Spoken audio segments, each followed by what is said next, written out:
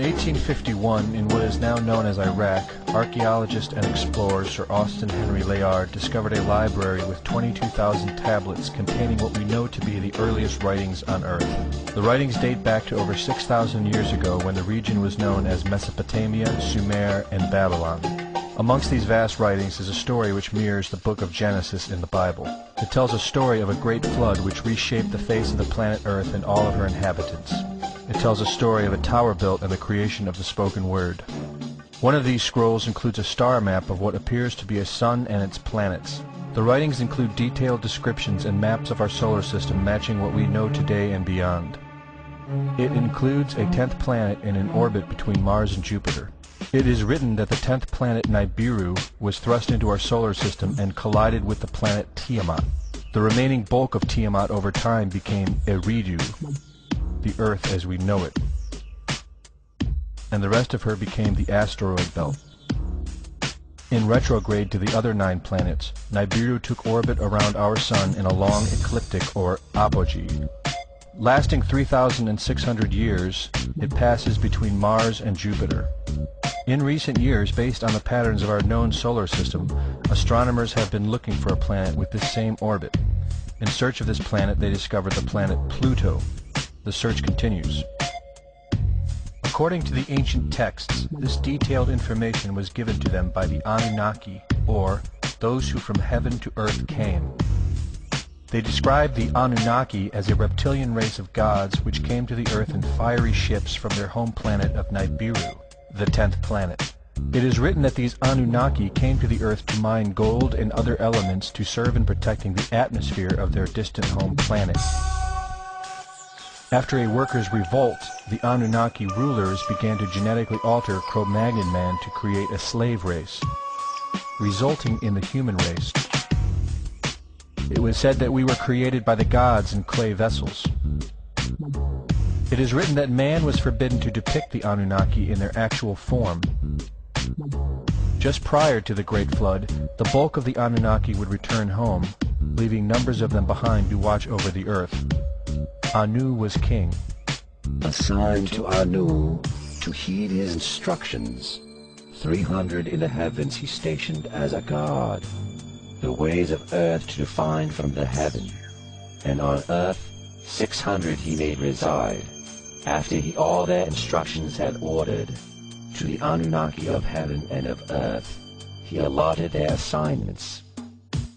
This story of reptilian gods from the heavens creating man is not at all uncommon. It in fact can be found in most every region of our planet. In Japan, emperors claim descent from dragon gods who came from the sky. Australian Aborigines teach of a reptilian race which lives underneath the earth and governs over men. They believe they are descendants of a race of dragon humans. China teaches the serpent queen Nukua interbred with man. India calls these reptilian gods Nagas and claim they seeded their royal families. Throughout the Middle East it is believed a serpent race created man. The book of Genesis tells of giants who came from the heavens to breed with the daughters of man. They are called the Nephilim. In Africa they call them Chitari, children of the serpent. The royal kings of Africa claim descent from serpent gods who came from the sky. In South America, the Mayans teach that their ancestors were the people of the serpent. The Aztecs were said to be created by a serpent woman. In America, the Hopi Indians believe sky gods came to earth to breed with their women and refer to them as their snake brothers. The word Sioux means snakes, and Iroquois means serpents.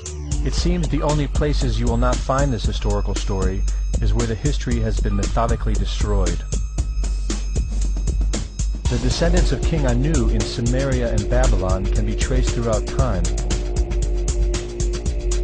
The pharaohs of Egypt were from the bloodlines of the Babylonian kings. The rulers of the Roman Empire can be traced to Egyptian hierarchy.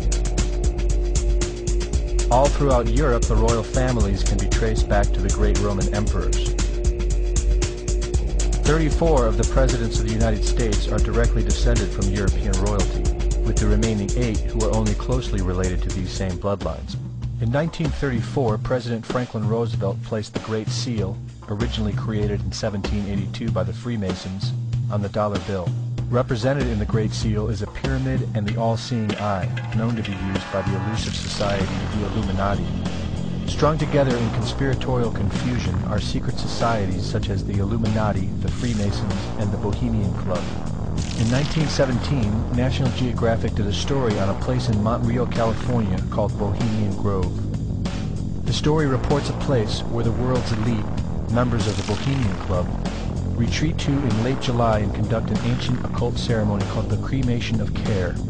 Every year in July, the world's leaders, media moguls, and members of the World Bank spend 2 weeks of what is known as a men-only retreat at the Grove. In the year 2000, BBC television show World of Wonder infiltrated Bohemian Grove with hidden cameras and aired the video on the BBC. The video shows the large mass of men donning red and black robes and once again conducting the cremation of care ceremony.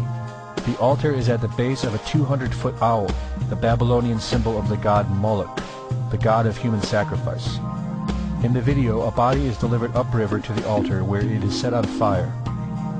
Upon being aired, members of the Bohemian Club reported that the ceremony is a put-on, merely done for entertainment and fun. This history tells a story of our world leaders having a deep involvement in satanic tradition, worshipping our reptilian overlords, the serpent gods.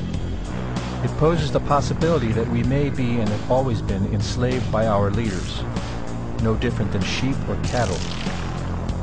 There is an endless amount of information out there which supports this, but don't take my word for it.